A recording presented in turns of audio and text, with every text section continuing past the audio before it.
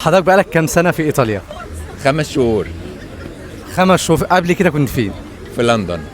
اي حد في كل اللي موجودين في هذا التجمع هيقدر يخش من على موبايله يطلع المواد القانونية المنظمة لده ويتأكد بنفسه هل احنا بندعي ولا هناك فعلا عملية مرتبة بتشارك فيها الجهة التنفيذية للدولة، ثم تناقش في الهيئة البرلمانية، ثم يتم تعديلها أو يتم إقرارها، ثم بعد كده توزع على البعثات لتطبيقها.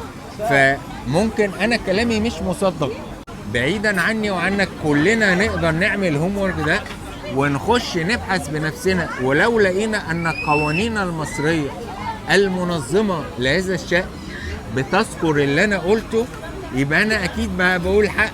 حضرتك بقالك كام سنة في إيطاليا؟ 5 شهور 5 شهور. قبل كده كنت فين؟ في لندن.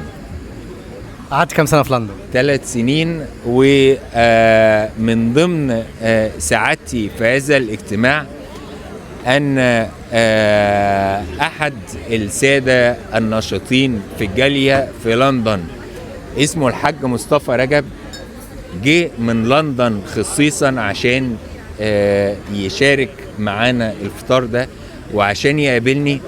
وحقيقي بعيدا عن أي كلام زي ما بيقولوا كلام جرايد، أنا كإنسان بحس بسعادة غامرة. أنا عملت اللي عليا في هذا المكان، إني بعد ما مشيت الناس حريصة تيجي وتستمر العلاقة الإنسانية ما بيننا. فأنا قعدت في لندن 3 سنين. أنا شفت حضرتك كذا مرة بقى على السوشيال ميديا، يعني هنا الاجتماعات بتحضرها، الدورات الرمضانية، أي اجتماعات للمصريين دايما بشوف حضرتك فيه. كنت قدر المستطاع. تمام. ده كان بيحصل فعلا في لندن؟ لا، مش انا اللي اقوله، هو في احد ممثل احد الكيانات المصريه في لندن اسمه بيت الوطن، اسمه البيت المصري. افضل ان حضرتك تساله. طب وحضرتك بتحس بايه بقى؟ يعني انا بصراحه ما شفتش ده في دول كتير، ما شفتش ان السفير موجود وسط الناس، وسط الجاليه في كل مكان قدر المستطاع.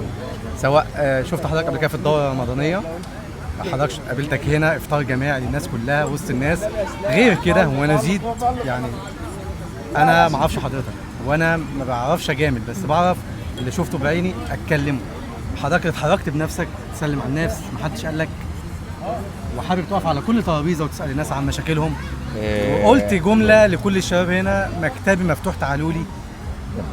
اولا انا شاكر ليك قوي على كلماتك الطيبه.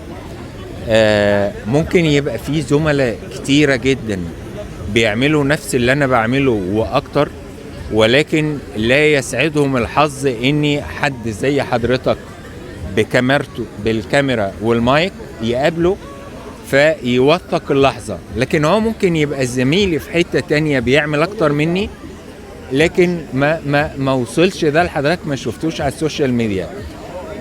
كل واحد فينا بيحاول قدر المستطاع يعمل اللي عليه، يروح لكل المصريين. بإذن الله قريب جدا احنا كقنصلية عندنا افطار مع بعض القُصّر المصريين اللي هم جم كقُصّر موجودين في مراكز قُصّر هنا، هنفطر معاهم. القنصلية هتقضي العيد بتحتفل مع بعض السجناء المصريين اللي هنا في سجن، في واحد اسمه سان فيتوريوس، سجن كبير هنا. احنا بنسعى زي ما بقول قدر المستطاع ان احنا نتواجد مع المصريين، نوصل لهم احنا بنعمل ايه، نطلب منهم يجربونا، نحاول نبني جسور المواطن والبعثة في أشد الاحتياج ليها. لما يبقى حضرتك كمواطن في جسر قوي يربطك وبعثتك الدبلوماسية، ده في صالحك وفي صالح البعثة، وهتلاقي الأمور أصبحت شهر ورا شهر، سنة ورا سنة، أسهل وأيسر للجميع. والله انا بشكر حضرتك على اللقاء الجميل ده، وسعيد جدا بالوقت تسلم اللي حضرتك وتشكر سمحت بيه، جدا. وشكرا جدا لحضرتك. ربنا يخليك. الله يخليك، أنا اللي شكرا، متشكر. في رعاية وربنا الله. يزيدك يعني ان شاء الله. تسلم، الله ربنا يخليك. يخليك. بعد شكرا، إذنك. مع السلامه.